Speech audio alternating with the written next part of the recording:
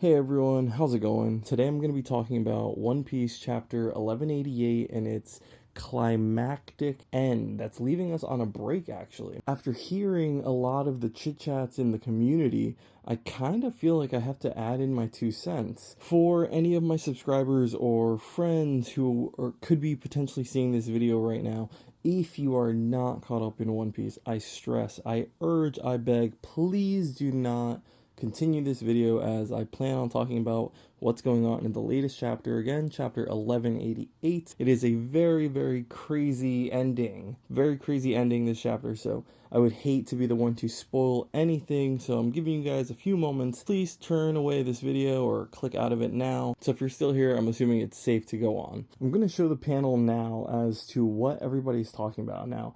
This is a very striking image. Right here you can see we have Emu and Luffy, and that sword just clear as day going straight through Luffy. It is a striking shot. We do not want to see our main character like this. This looks pretty bad. It looks pretty bad, and I'm not convinced. Guys, so if anybody's worried, maybe my theories, my thoughts will kind of change the way you look at this. And honestly, when I came to this conclusion myself, I was just like, oh, yeah, that's what happened. Yep. Yeah. So without further ado, let's just get right into what I'm trying to talk about. So before we get to this panel where Emu has his sword clear as day through Luffy, if we go up a little further, we see what happens is Emu seems to throw some kind of orb demon little spirit up, and a sword emerges or stabs through this little demon or something. Maybe the sword emerges from Emu's ring. I'm not 100%, so either way, the sword emerges with this black aura all around it, and Emu calls it the Blade of Nothingness or the Wailing Void Sword. Depending on translations, that's currently what I have, is those two options. We see that once the sword is out, you can see an image of Emu, like, I guess around a forest where all the trees are just dying around. It's just sucking the life out of the area. So we know it's a big deal. It's a big bad sword, and it cuts right into Luffy. Now, the reason I needed to stress out how this deployed is because we've seen this before. Yes, folks, we've seen this before in One Piece way earlier on. It actually happened in Wano. And you know who I'm getting at? Trafalgar Law. Yeah, so, if you don't remember, Trafalgar Law used a move of his called Kroom. Law did a similar thing. Law coded his sword. In One Piece, Kroom is the awakened form of Law's Ope Ope no Mi devil fruit. Instead of creating a massive or stationary dome, Law condensed the room and coats his sword. This allowed his blade to bypass through external defenses, stretch to massive lengths, and directly attack internal organs with shockwaves. But there it is. He coats his sword. It is a coating on his sword. Because you see he uses it against Big Mom. It's very striking. Big Mom, when she looks down, she sees, oh my god, I have just been pierced. There is a sword strikingly through my body.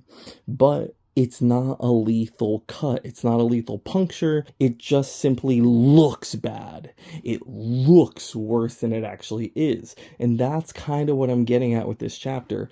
It looks really striking. It looks bad what's going on to Luffy. But I strongly think, based on us seeing Emu coat his sword, it was intentionally shown, the sword being coated in this black ooze demon aura, that it's to call back to Law coating his sword. That is what I'm getting at. Now, after I told my buddy about this, he said I had a really compelling argument, so now he's not even worried about Luffy at this point. He's like, oh yeah, that's exactly what happened. Emu coated his sword, and it just looks bad. Because when Big Mom was stabbed, she was freaked out because you can visibly see, oh my god, there's a sword in me. But that's not the lethal killing blow. Now you might be thinking, okay, so maybe Emu has a similar ability to Law, but I'm going to take it a step forward, because here I'm kind of getting to the idea that maybe Emu might have access to all devil fruits. Now stay with me here.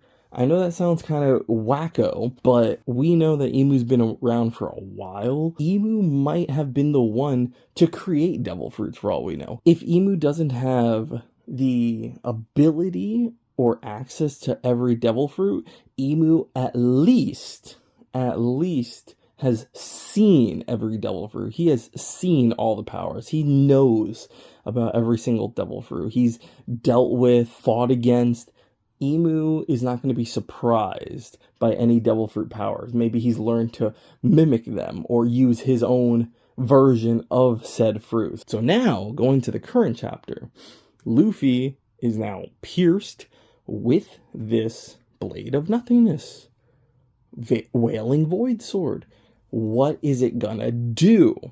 So I started thinking, and I'm like, it has to be one taking something away, taking out something. If it's sucking the life out of the force, it's sucking the life out of potentially Luffy. So one idea, now I don't know if you guys are gonna like this, one idea is, what if Emu is actually momentarily or permanently taking away Luffy's devil fruit?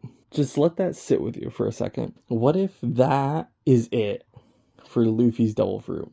Hito no Mi, no more. Gum Gum, no more. It's sucking the life out of him. Devil fruits have a mind of their own, or they have the spirit of the original wielder, something like that. So what if instead it's sucking that out of Luffy, and thus making Luffy just Luffy? Which I love that idea. Imagine that. That's how we can make this fight between Luffy and Emu that much crazier. What if we're fighting big, bad, potentially top final villain Emu against base form Luffy? That's how you raise the stakes. That's how you make it crazier. It's base form Luffy. Now think about this. Before you guys go crazy, think about this. You don't need a devil fruit to be the strongest in the verse. I'm going to say that again. You don't need a devil fruit to be the strongest in the verse. Guys, we've been introduced to Roger. You got Shanks. You got Monkey D. Garp. You got Kobe. You got some big hitters, folks. You don't need a devil fruit to be the strongest in the verse. And how poetic would it be if we go back to Kid Luffy before eating the devil fruit, where my boy says, my punches are as strong as pistols, and we come full circle with Luffy actually making that come to life, making that come to fruition. He's gonna have those punches that are beyond what Garp did, beyond what we see Kobe do. Luffy's gonna be the strongest in the verse without a devil fruit, and that's okay. So I'm not sad, I'm not mad at the idea of, let's say, Emu turning off. Maybe that's a better way of saying it. Just turning off access to the Hito no Mi. If he does that, that's okay. Luffy's okay. Luffy can still be the strongest in the verse. Luffy can still overcome the day and win. And that, I really feel like, is how you raise the stakes against Emu and make it just continue to scale in a crazy, crazy way. Now, I really hope I didn't forget to mention anything that I wanted to in this video.